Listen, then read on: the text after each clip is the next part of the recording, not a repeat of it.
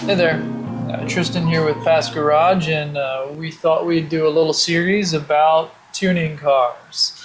And we're going to start real basic with engines, and even more basic with basic intuition. Kyle and I, we've been working on cars for many, many years now, and we found that an intuition is one of the most helpful things in determining what steps to take. And it's important even now that we have tools that we've never had before. For example, you might ask AI a question about a modification to a car, and it'll give you advice. But you have to remember that artificial intelligence was trained using data from the internet, and many times the internet of information that it's pulling data from was forums from back in the 90s and early 2000s. And while there is very good information on the forums, there's also a lot of misleading information on the forums. So sometimes AI will spit out data that goes against intuition, and when you call it out, it will confirm, yes, that seems to be erroneous logic.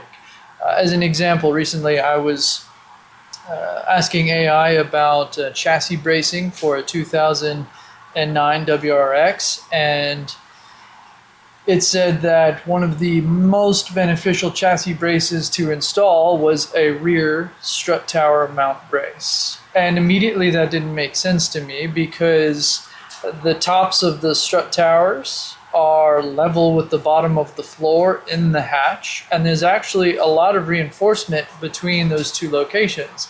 So I responded to the AI and said, can you explain why that would help when there's so much bracing between those 2 points because it's so low in this particular year and model?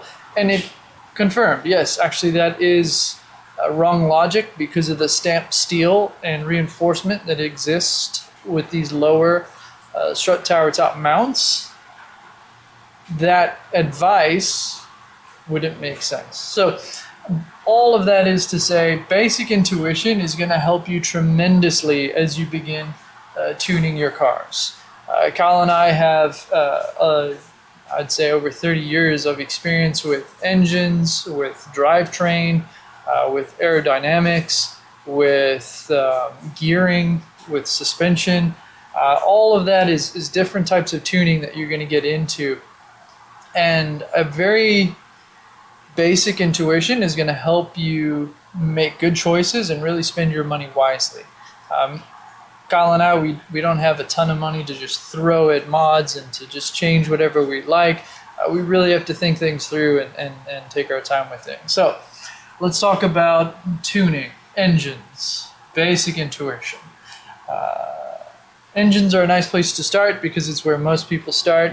They want their car to sound better, perform better, look better. So I thought I'd start here with engines. So let's talk about engines. If we take a look at a very basic graph and we put RPM along the bottom with no specific max, and we put torque along the side here with no specific max, this line would represent kind of an ideal situation, what you really wish your engine would do, which is just increasing in power as the RPMs climbed with no limits. But realistically, there are limits that are built into the engine. So let's talk about what those limits are and the difference between a limit, an optimization, and a restriction. And with an understanding of those three things, it'll be very easy to determine if a modification makes sense or if it doesn't. So let's talk about the number one thing that is going to determine the character of an engine and where it's going to make power. That's going to be your cam. Now your cam might have an optimal range right about here. This is just an arbitrary point. But what that means is that this engine now is optimized for one particular RPM, because a cam, void of things like variable valve timing and variable valve lift, is only good at one location. So if you looked at a cam curve of an older car out of the 50s or something like that, it looks very much like a bell curve. So you would see a diminished torque right here. You'd see an optimized torque right at its peak efficiency, and then you would see a subtle drop, or a pretty significant drop actually, in torque based on that particular cam. So a bigger cam is going to move that curve over, a smaller cam is going to move it lower in the RPM range, and things like VVTi, VTEC, ADCS, those different technologies from the different manufacturers are going to extend that curve, which is why in modern cars it doesn't look so much like a bell curve, but looks more like a slow taper off. Those technologies help make up this room right here that we weren't able to access years ago with old technology. So the cam, maybe the number one thing that's going to determine how your car functions, but it's also probably one of the hardest things on the list to really change because it requires a full engine rebuild and changing a lot of components.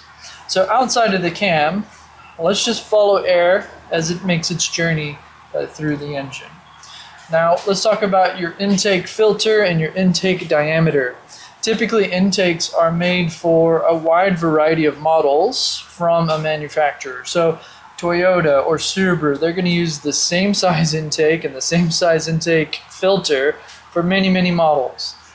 What they often do then is actually oversize the intake. So an intake is usually very well equipped to handle the max horsepower that your car is going to make. And we see this from the data from dynos, from manufacturers when they sell aftermarket cold air intakes or ram air intakes. Usually they're only good for 1 or 2 horsepower at peak efficiency, and that's because they were already oversized to begin with. So you follow it down the track. The next hurdle the air hits is your throttle body. Now throttle body diameter is a pretty big limiting factor. And here we get into the first time that the manufacturer is thinking in terms of optimization. If they make the throttle body too big, which would be great for high horsepower, it'll be too twitchy in the low RPM range. And by twitchy, we mean it'll be too sensitive to input, and the airflow through a larger diameter is a lot slower than through a smaller diameter. So you lose a lot of the flow speed of the air coming into the engine. So a throttle body is usually optimized for something similar to your cam. So we'll give it a little blue mark. Then after the throttle body, it hits your intake manifold.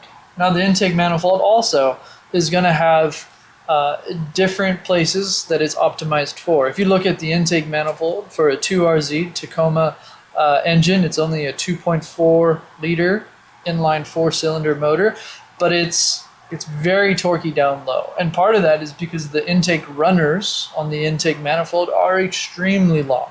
And then some of them even divide into sub-runners. So a little 4-cylinder will have 8 runners going into the head of a Tacoma 2RZ engine. And that's to keep that velocity high. That's to really optimize this low end of the graph. Then you look at something like a high performance, high RPM Honda B series, and those intake runners are very, very short. Now Honda has prioritized that second half of the RPM range, and that works well with their VTEC system that only kicks in at higher RPM. So you see how the intake manifold shape is going to affect your performance. So another thing that is built to assist the cams. Changing that can shift your torque curve to be more optimized in higher, lower RPMs. Then we get to headwork and valves. Now these two are designed to be optimized for the use case of an engine. So you think of a K24 head for a Honda K-Series motor, and many guys will take that 2.4 liter head off of the engine and put a K20 head onto a 2.4 liter bottom end. The reason for that is because the K20 engine was built to flow very well at high RPM range because it was put in a sports car.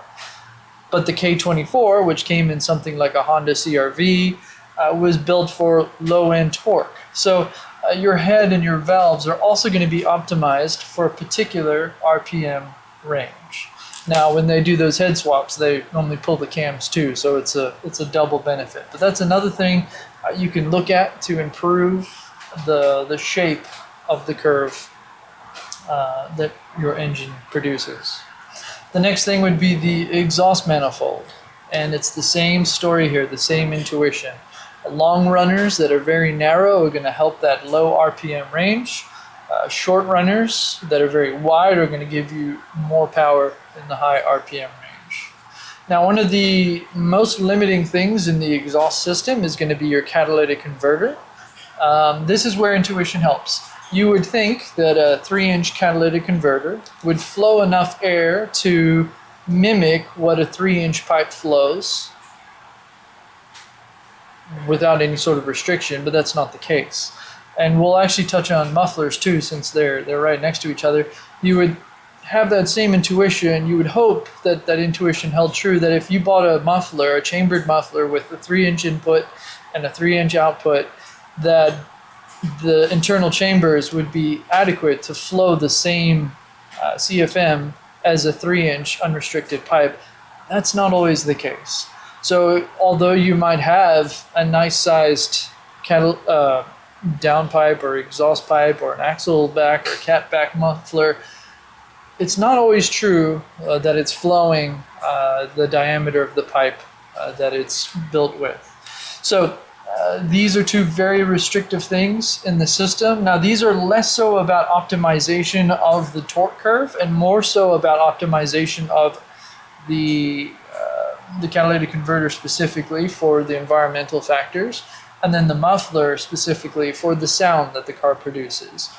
Most manufacturers want the car to be quiet and drone-free on the highway, so they prioritize regulations and the average customer over performance.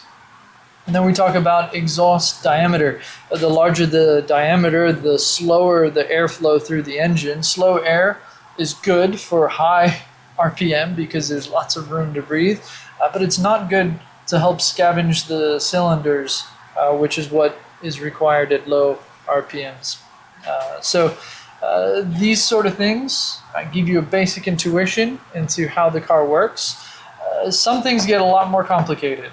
If your car has a turbo or a supercharger or air coolers, those are going to add complexity, and we can get into those in another video. But just to start it out, a bit of a Tech Tuesday or Tech Thursday, midweek tech-based content. We're going to dive into tuning. We'll spend quite a bit of time on different factors. Like I said, we could talk about engines, suspension, aerodynamics, drivetrain, transmissions.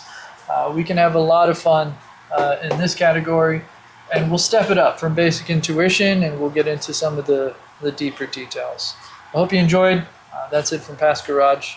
Take care.